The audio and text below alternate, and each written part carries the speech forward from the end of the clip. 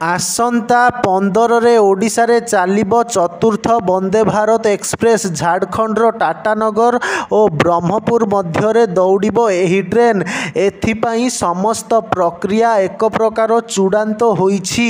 ମଙ୍ଗଳବାର ବ୍ୟତୀତ ସପ୍ତାହକୁ 6 ଦିନ ଚାଲିବ ଏହି ଏକ୍ସପ୍ରେସ୍। ଟାଟାନଗରରୁ ବ୍ରହ୍ମପୁର ପର୍ଯ୍ୟନ୍ତ 586 କିଲୋମିଟର ଦୂରତା ପାଖାପାଖି 9 ଘଣ୍ଟାରେ ଅତିକ୍ରମ କରିବ।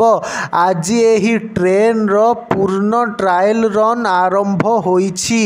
ଏହା ସକାଳ 5:20ରେ ଟାଟାନଗରରୁ ବାହାରି ସକାଳ 7:43ରେ ଯୋଡ଼ା ସହର ସ୍ଥିତ ବାଂଶପାଣି ରେଳ ଷ୍ଟେସନରେ ପହଞ୍ଚିଥିଲା।